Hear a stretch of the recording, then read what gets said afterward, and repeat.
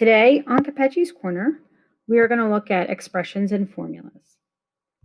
Now, a variable you probably remember from Algebra 1 is a letter used to represent an unknown. For instance, we can use the letter X. That's the one we use most often. We can also use the letter M. We can use the letter T. Anything is really fine. Now, when we're looking at an algebraic expression, it's an expression that contains at least one variable. So, for instance, we could have 3p as an expression. We can have 5x plus 7. That's an expression. We can also have z to the second. That's an expression. Now, the biggest thing with the algebraic expression is that there is no equal sign. We're going to use an equal sign when we look at the next vocabulary word, an equation. An equation is a mathematical sentence stating that two expressions are equal. So, for instance, I can have as an example something like m plus 7 is equal to 2m minus 3. Because I have an equal sign, that is considered an equation. Now, in math, when we see the word solve, it means that we're trying to find a value. For instance, x is equal to 2, m is equal to negative 1/3, something like that.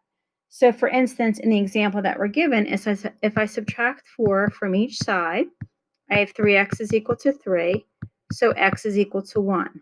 That is called my solution. Now, when we see the word evaluate, we're not going to have an equal sign there as our original statement.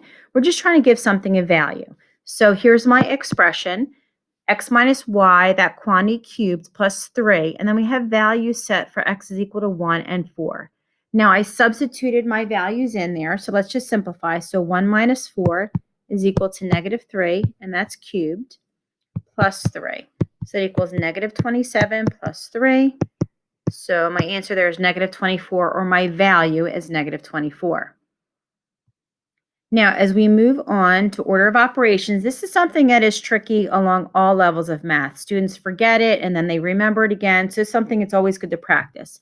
So the first thing that you have to do in an expression or in trying to solve a problem is deal with the parentheses or any other grouping symbol. Sometimes you see these brackets in there as well. Now, then we deal with our exponents, and then our m and d we do together. That's multiplication and division from left to right. From there, we do any addition or subtraction we have, also from left to right. So let's practice some of these. Now, again, we have the word evaluate, so we're trying to find the value. H is equal to 4, J is equal to negative 1, K is equal to 0.5. I substituted them in already to save some time, so we can do this together. So 4 squared gives me 16 times 0.5 plus 4 times, again, here's some parentheses, 4 minus 0.5 gives me 3.5.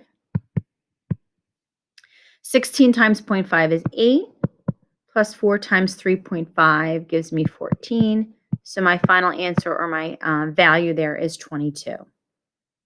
Now, in number 2, we have some powers there, so we have to be careful as well. So I have negative 1 squared gives me positive 1, minus 3 times 4 squared, which is 16, times 0.5. All over. Negative 1 cubed gives me negative 1 plus 2. Okay, so we'll clean up the top. 1 minus 3 times 16 times 0.5 gives us 24. Negative 1 plus 2 gives me 1. So my final answer there is negative 23. Now let's do a few more. This time we have A is equal to 5 and B is equal to negative 3. So I have 5 plus. Now we have negative 3.2 squared. Remember, anytime you square something, you're always going to get a positive answer. That's something students get confused. Negative 3.2 squared is really like negative 3.2 times negative 3.2, which will always be positive. So I have positive 10.24. Now I have negative 3.2 minus 0.5 gives me negative 8.2. So from there I have 5. And then when I multiply these two together, I get negative 83.968. And when I take 5 minus that value, my final answer there is negative 78.968. Okay.